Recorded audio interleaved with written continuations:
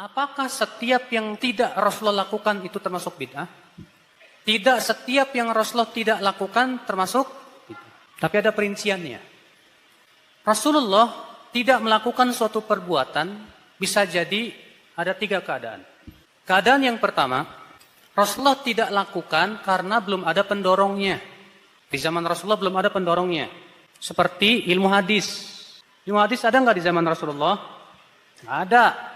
Ilmu hadis kan mempelajari sanad, rantai perawi sampai kepada orang Rasul masih hidup, ngapain ilmu hadis? Belum dibutuhkan, belum ada pendorongnya. Di zaman Rasulullah ada nggak pelajaran ilmu nahwu shorof? Belum dibutuhkan, ulang para sahabat jago-jago bahasa Arab semua ngapain? Ya tidak. Jadi Rasulullah tidak lakukan karena apa?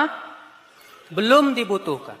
Nah, kalau ternyata setelah Rasulullah wafat dibutuhkan dalam rangka membela Al-Quran dan hadis dan syariat, boleh.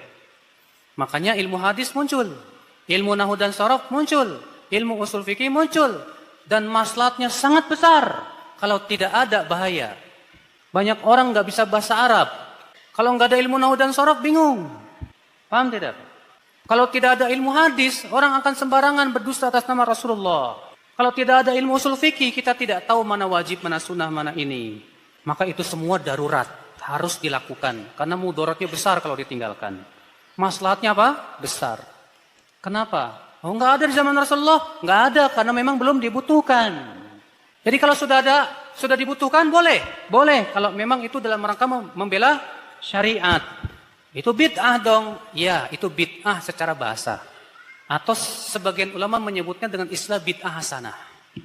Sebagian ulama menyebutnya dengan mengatakan maslahat mursalah. Yang kedua, Rasulullah tidak lakukan karena masih ada penghalangnya di zaman Rasulullah. Sehingga Rasulullah tidak lakukan. Contoh, kenapa di zaman Rasulullah Al-Quran belum dibukukan? Masih ada penghalangnya, Al-Quran terus-menerus turun. Kenapa di zaman Rasulullah sholat tarawih cuma 3 malam? Enggak setiap malam.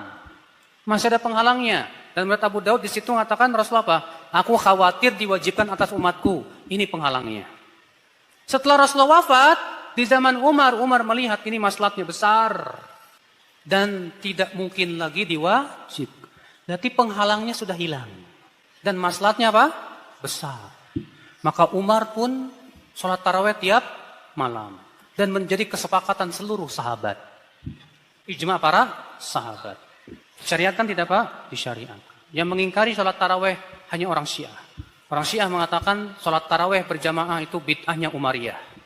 Karena memang mereka benci kepada Umar bin Khattab. Yang ketiga, Rasulullah tidak lakukan. Padahal pendorongnya ada di zaman Rasulullah. Penghalangnya pun tidak ada. Rasulullah mampu. Tapi Rasulullah tetap tidak lakukan.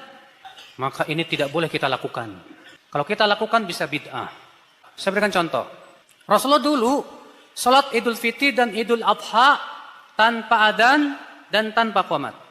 Sementara pendorong untuk adzan dan qomat ada. Ada. Manggil orang. Penghalangnya ada tidak? Tidak ada. Tapi Rasulullah tetap tidak lakukan. Maka kalau Anda adzan dan qomat untuk salat Idul Fitri dan Idul Adha, saya katakan bid'ah. Nah, paham tidak kaidah sampai sini? Paham? Saya mau tanya sama antum. Pendorong untuk merayakan kelahiran Rasulullah ada nggak di zaman sahabat? Hah? Ada. Mencintai Rasul. Penghalangnya ada tidak? Tidak ada. Mampu nggak mereka? Tapi mereka tidak lakukan. Baru muncul tahun berapa? 362. Itu pun yang pertama kali melakukan Banu Fatimiyah, orang-orang Syiah. Faham kaidahnya? Kalau faham kaidahnya, silakan Anda menghukumi sendiri.